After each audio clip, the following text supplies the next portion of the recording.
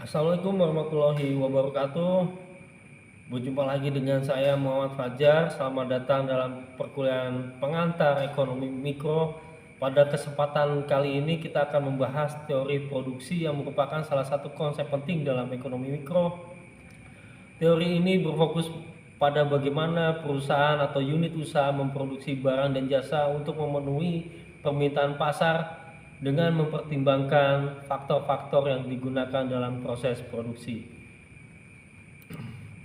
Apa itu teori produksi? Teori produksi menjelaskan hubungan antara input atau faktor produksi dan output atau barang dan jasa yang dihasilkan. Input mencakup tenaga kerja, modal, tanah, dan wira swasta yang digunakan dalam proses produksi. Sedangkan output adalah barang atau jasa yang dihasilkan dari kombinasi berbagai faktor produksi tersebut. Fungsi produksi atau persamaan matematik produksi menggambarkan hubungan matematis antara jumlah input yang digunakan dengan jumlah produksi atau output yang dihasilkan. Fungsi ini biasanya digambarkan sebagai function of Q atau F dalam kurung Q sama dengan function atau fungsi dari labor atau tenaga kerja, kapital, di mana Q adalah jumlah output, L atau labor adalah jumlah tenaga kerja, dan K adalah jumlah modal yang digunakan atau kapital yang digunakan. Fungsi produksi ini atau persamaan produksi ini memberikan gambaran tentang seberapa efisien faktor-faktor produksi tersebut dikombinasikan untuk menghasilkan output. Salah satu konsep utama dalam teori produksi adalah Law of Diminishing Return atau hukum hasil tambahan yang menurun. Dalam hukum ini menyatakan bahwa dengan faktor produksi lain tetap, penambahan satu unit input akan menghasilkan tambahan output yang semakin kecil.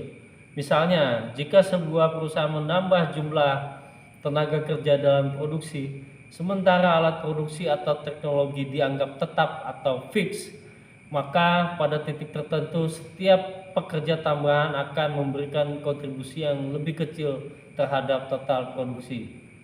Selain itu, teori produksi juga membahas tentang skala produksi.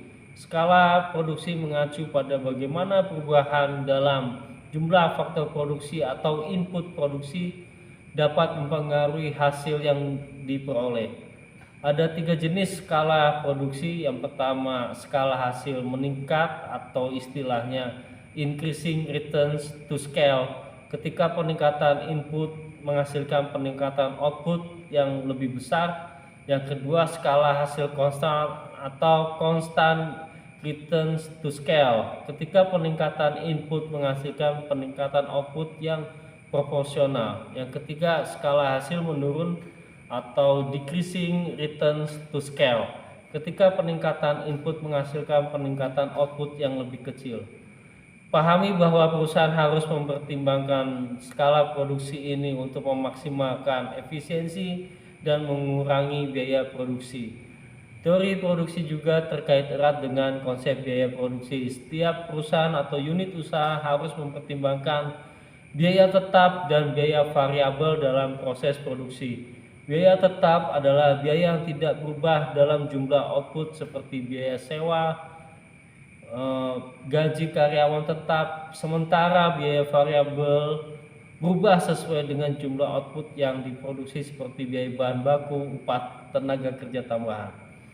Tujuan utama dalam teori produksi adalah untuk mengoptimalkan penggunaan faktor-faktor produksi agar perusahaan atau unit usaha dapat menghasilkan output atau produk sebanyak mungkin dengan biaya yang paling efisien. Hal ini sering dicapai dengan menggunakan konsep produktivitas dan efisiensi dalam alokasi sumber daya. Secara keseluruhan, teori produksi memberikan wawasan yang sangat penting tentang bagaimana perusahaan atau unit usaha mengelola input untuk menghasilkan output dengan cara yang paling efektif atau efisien. Konsep-konsep seperti hukum hasil tambahan yang menurun, skala produksi, dan hubungan antara input dan output membantu perusahaan memahami cara mengoptimalkan atau mengoptimalisasi proses produksi mereka yang pada gilirannya dapat mempengaruhi keputusan bisnis dan daya saing di pasar. Terima kasih. Wassalamualaikum warahmatullahi wabarakatuh.